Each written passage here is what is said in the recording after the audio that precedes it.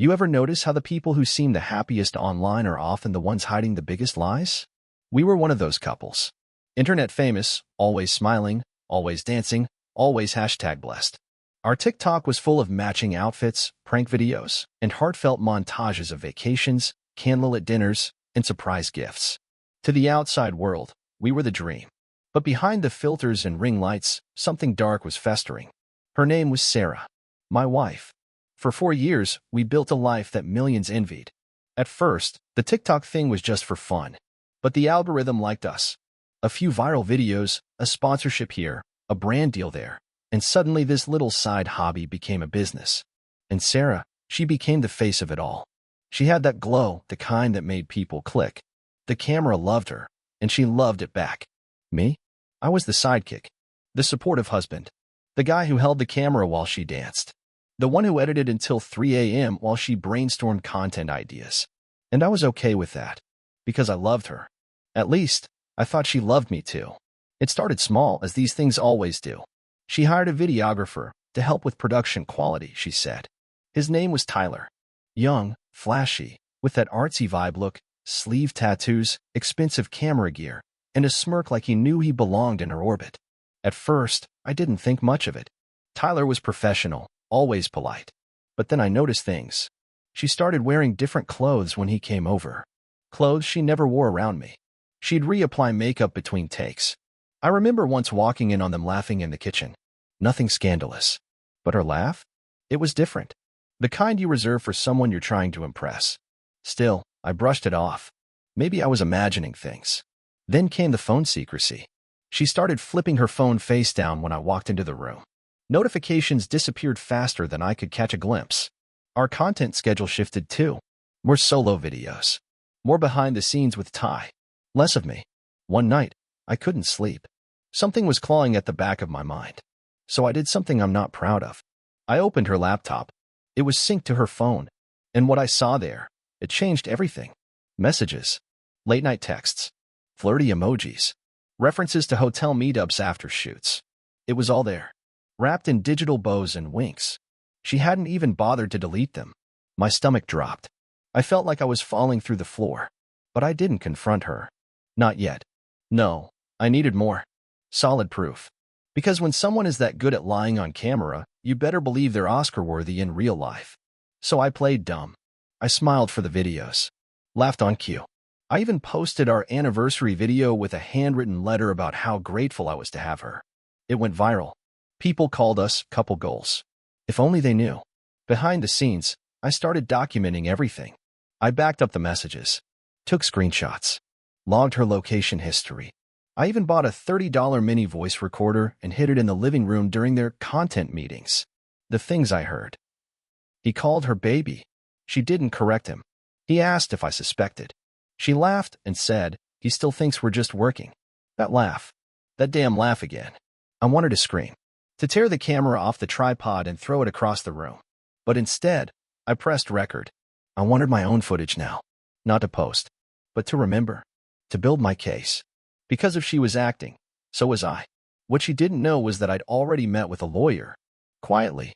Privately. I told him I didn't want to blow things up yet. I wanted to make sure when the curtain fell, it collapsed only on her. He nodded. Let her perform. The higher she climbs, the harder the fall. So I let her climb. We hit 1 million followers that month. Sponsors were flooding in. She bought herself a new necklace with our shared income and posted a video kissing it, captioning it, "When your man knows your style." It wasn't from me. I smiled at the comments, replied with hearts, and added that video to my evidence folder. Tyler started staying longer. Once, I came home from the gym early and his car was in our driveway. She said they were editing. I walked into the office, and they both looked like they'd seen a ghost. Her hair was messy. His shirt was inside out. You guys okay? I asked. Just tired, she replied. It's been a long session. I nodded. Hope you got it all on tape. She didn't laugh. Neither did he. Later that night, she tried to kiss me. I turned my head. Said I was tired too. That was the first time I denied her. And it wouldn't be the last. But still, I waited. Because revenge, I realized, isn't about rage. It's about timing. I had the messages, the recordings, the photos. But it wasn't enough. I needed one more thing. The one thing influencers fear more than anything else, the truth going public. So I set the stage. A live Q&A stream. Our fans would ask questions. We'd answer them as a couple, just like old times. And during that stream, with tens of thousands watching, I planned to ask her a question. It's amazing what you start noticing when you stop trusting someone. At first, I chalked it up to pressure. Social media is a weird kind of drug. It rewards the curated, the exaggerated, the fake. What began as fun turned into a machine we had to feed. Sarah started measuring her worth in likes and views, and when a video underperformed, she'd spiral into self-doubt or lash out at me. "I need you to try harder," she snapped once after a brand rejected a collab. "Your reactions aren't as good as they used to be." I was speechless. We'd filmed the skit 3 times. My face hurt from forcing smiles. That night I watched her edit the video, not on our usual laptop, but her new MacBook. She wouldn't let me touch it. "It's faster," she said. "And you mess up my folders." I didn't argue, but I noticed that was the same laptop she started guarding like it held state secrets. It was always with her, even in the bathroom. That was new. She also started texting constantly during dinner. When I asked who it was, she'd shrug. "Tyler. We're brainstorming a new series." Tyler. The golden boy with the lens. He'd gone from occasional help to practically living in our guest room for editing convenience. "He doesn't have a car," she explained. "It's just until he gets on his feet." I didn't like it, but I didn't want to be the jealous husband. So I said nothing. Until one night, I overheard them laughing from the guest room. The kind of laugh she hadn't used with me in months. It made me start watching. Not her, not directly, but everything around her. Her spending habits changed. I saw a bank alert for a $2,300 hotel charge in Miami. She claimed it was a travel brand deal, but no post ever came out of that trip. And I started noticing invoices that didn't match our project calendar. I created a spreadsheet. Cross-checked locations, timelines, expenses. Things didn't add up. That's when I reached out to someone I never thought I'd contact again. Her old college roommate, Lena. They'd fallen out after a big fight 2 years ago. I didn't know the details, just that Lena had once managed Sarah's first YouTube channel. She responded within 10 minutes of my DM. "Funny timing," she wrote. "I've been hearing things. Can we talk?"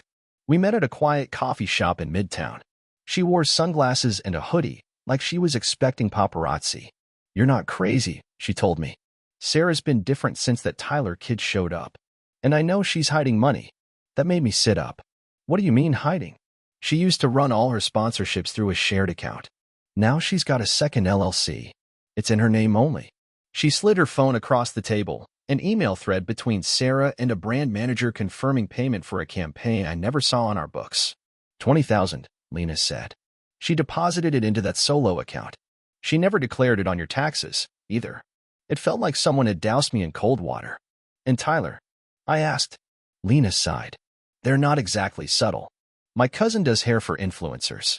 She saw them checking into a spa resort in Sedona 2 weeks ago." I clenched my jaw.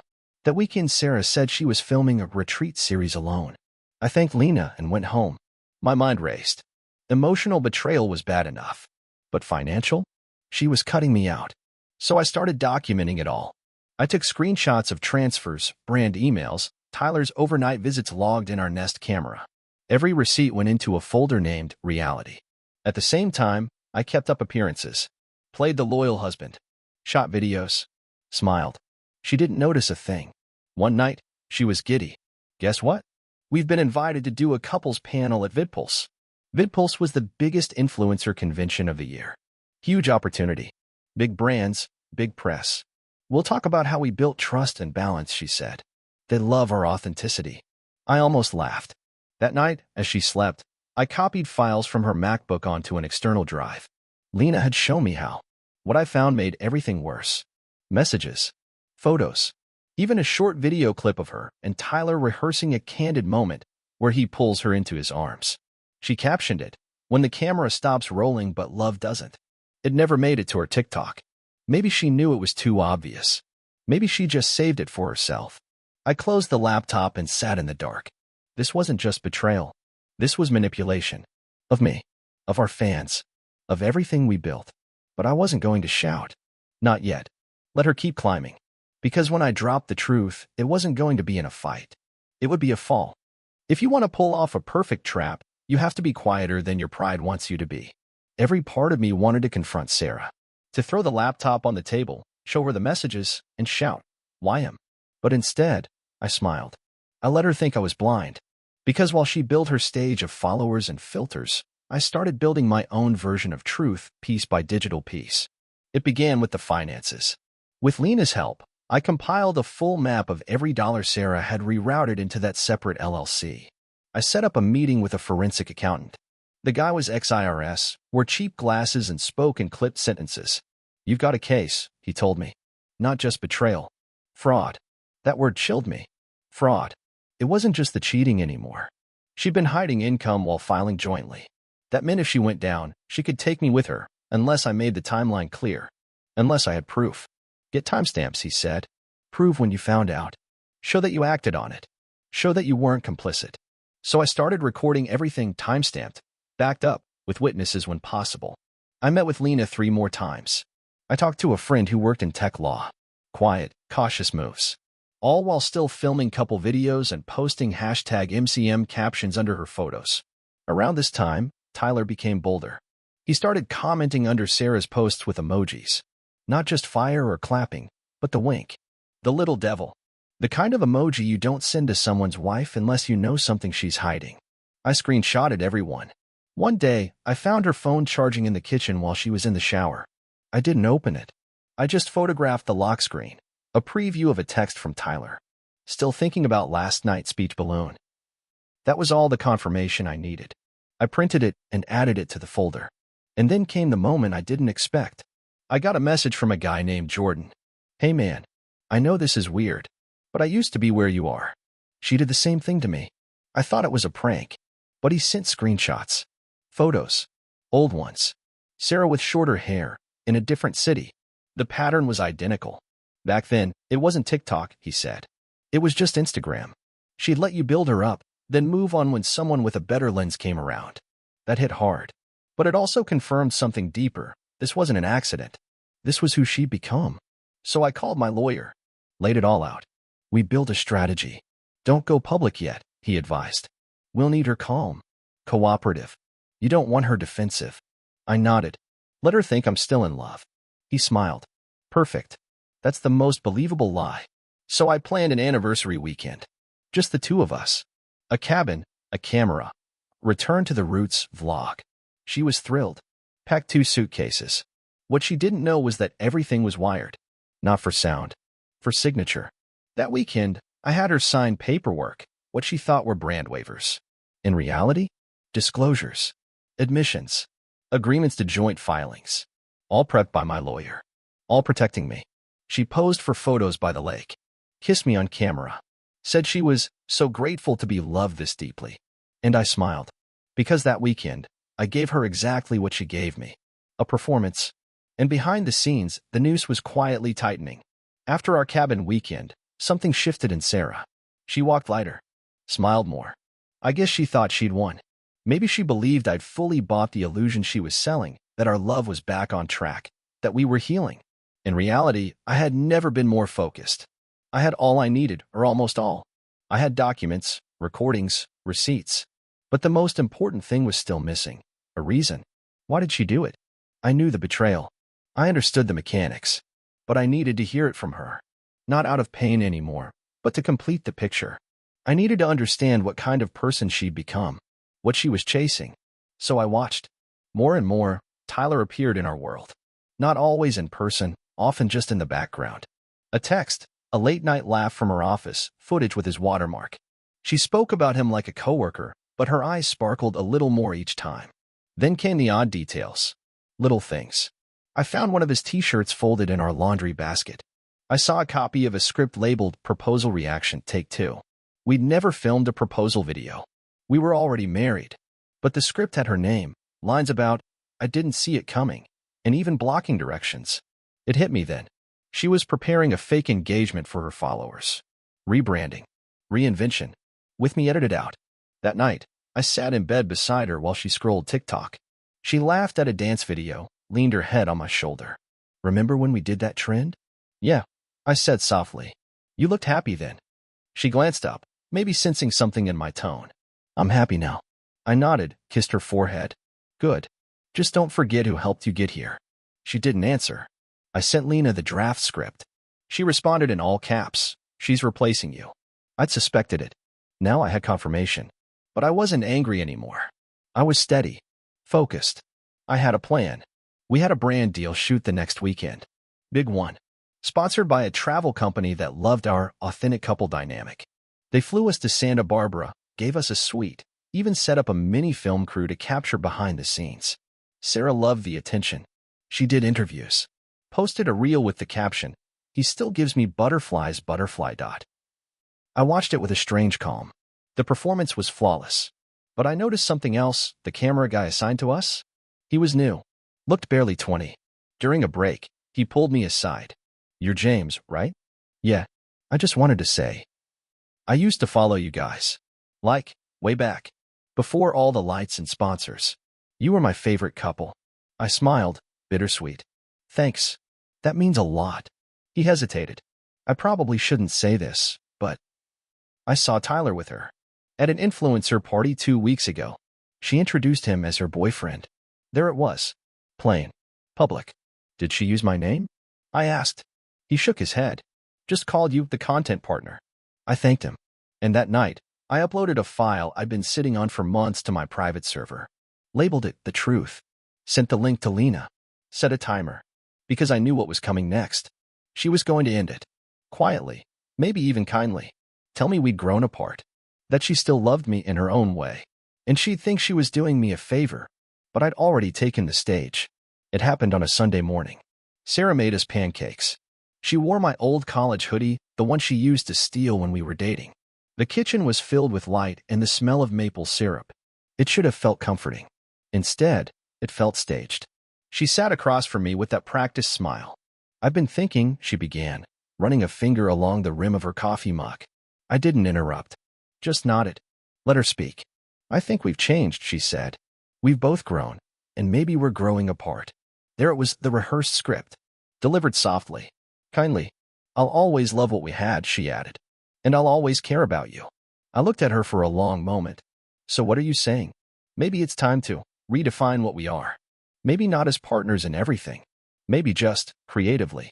Just business." She hesitated. "For now." "Maybe." I stood and took our plates to the sink. "Thanks for being honest." She looked relieved. "Thought it went well. That we were mature. Graceful." But the game had already shifted. That week, she began quietly moving things from our shared storage into a separate unit. Claimed it was for organization. But I noticed the things she took, her favorite ring light, her backup camera, the merchandise samples. The essentials. She started pitching solo brand deals. I got CC'd accidentally on one of them, a travel pitch titled, "Solo Journey. Finding Myself After Partnership." I smiled. Classic. Tyler was around more. Not openly, but I saw his car. The same one she once said he didn't have. They thought I didn't notice. I let her drift. Let her believe the story she was writing. Meanwhile, my own version was preparing to launch. Lena had helped me line up 3 major content creators, people with massive followings who hated lies. We didn't ask them to lie or spin. We just sent them the truth. The folder. The texts. The clips. The financial records. Each of them prepared their own piece. Their own reaction. Their own commentary. We set a synchronized release date, the night before Sarah's biggest brand announcement. She'd been teasing it for weeks, a new chapter, she called it. Everyone assumed it was a book, a skincare line, maybe a new series. It was her pivot, her reinvention, her fresh start. And then the truth dropped. In a span of 6 hours, 3 exposés hit the algorithm. Each one methodical, calm, with receipts. They weren't cruel, just honest. But in the world of curated lies, honesty is the sharpest knife. Followers turned. Comments flooded in. Sponsors paused. Sarah posted a story the next morning. Eyes puffy. "There's been a misunderstanding," she said. "We're working through private matters." But it was too late. The internet had seen the backstage. And it didn't match the show. The first call came from her agent. I could tell by the tone, too casual, forced calm. "Hey, just checking in. You and Sarah okay?" I leaned back in my chair, looked out the window. Why wouldn't we be? A pause. Then a careful sigh. Some of the brands are getting nervous. Her collab with Lumiskin is on hold, and the event in LA just dropped her from the lineup. There's a narrative building. Oh, I said. That. He didn't ask more. He didn't have to. He knew something was wrong, but he wasn't paid to take sides. That afternoon, Sarah came in like a thunderstorm. Not broken. Not scared. Just angry. She slammed her phone on the counter. You think this is clever? I looked up from the emails I was reading. Define this.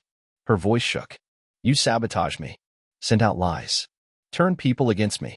I stood, slowly. No, Sarah. I just stopped shielding you. She narrowed her eyes. You're bitter. No. I was bitter. Now I'm clean. She scoffed. You think anyone will care in a month? This will blow over. Maybe. But by then, people will have seen who you are when no one's watching. Her face fell, just for a second. Then she steeled herself. I built this. You were just along for the ride. I nodded. And I kept us stable while you drove us toward a cliff. She crossed her arms. What do you want? Money? An apology video? My platform? None of it, I said. I just want you gone. I want peace. Her lips curled. You always were too soft. I smiled faintly. And you always mistook kindness for weakness. The silence stretched. For once, she had no words ready.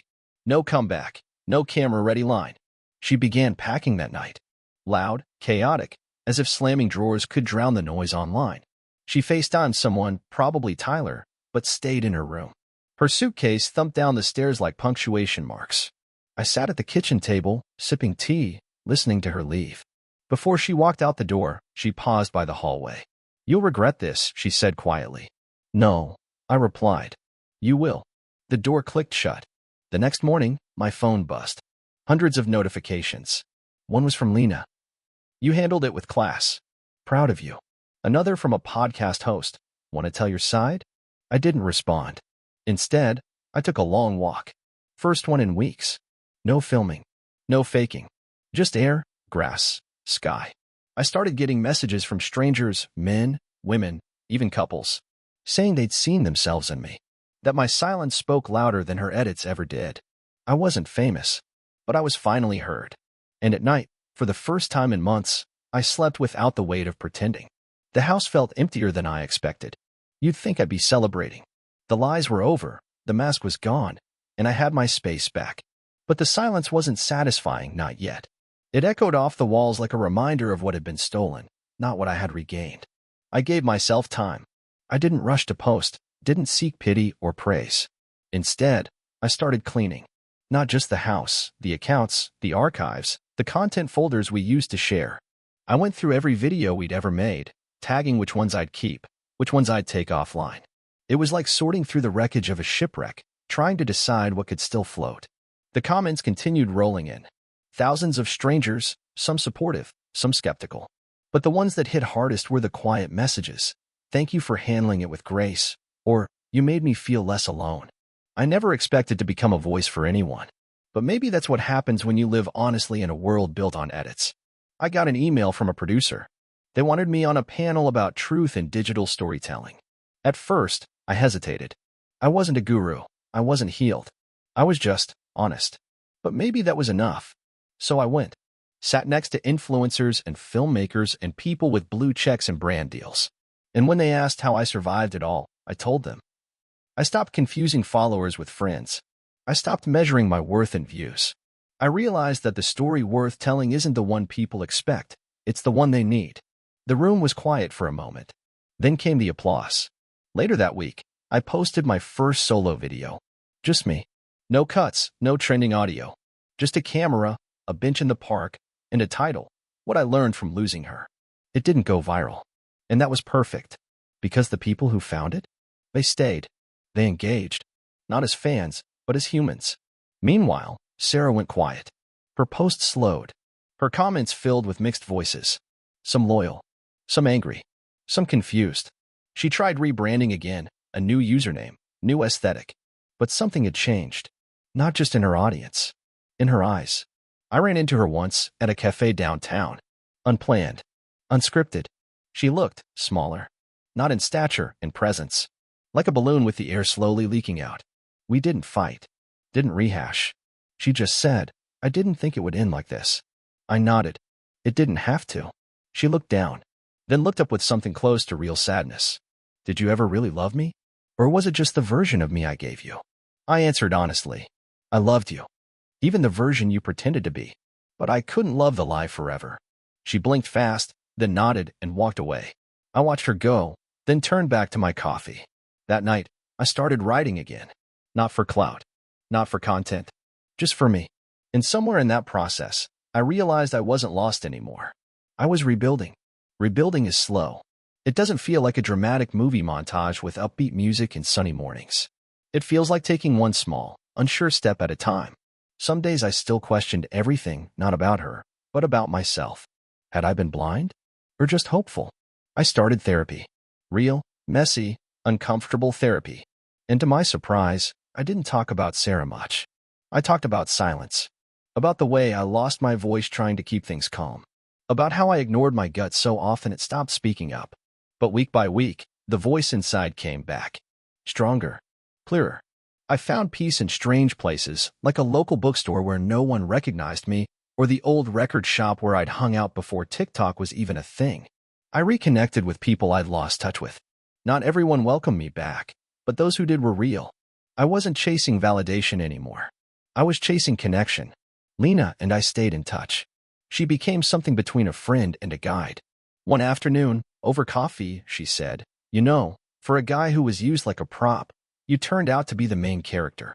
I laughed, but her words stuck. Eventually, I decided to move. Not far, just a town over. Close enough to stay grounded, far enough to feel new.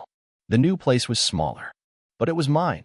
No ring lights, no branded mugs, just books, plants, and light through the window. I began writing full-time. Not blogs, not scripts, real stories. Some fiction, some memoir. People started reading. Publishers reached out. One of them asked if I'd ever considered writing about what happened. I hesitated, then smiled. Only if I can write it honestly. The mess, the quiet parts, the parts where I wasn't perfect. They agreed. I signed a deal. A year after Sarah left, my first book hit shelves. Not a tell-all, not revenge. Just a story of love, betrayal, and clarity. Reviews called it raw, reflective, relatable. People said they cried, that they saw themselves in it. And when I stood at my first reading event, in a quiet indie bookstore with 20 folding chairs and flickering overhead lights, I felt more fulfilled than I ever did with millions of views. After the event, a woman approached me. Mid-30s, kind smile, paint on her hands, the kind of details Sarah would have edited out of a photo. "I just wanted to say," she began, "thank you for telling the story the way you did. It helped me leave someone who made me feel invisible." I nodded, humbled. "You were never invisible. Just unheard." She smiled. "Not anymore."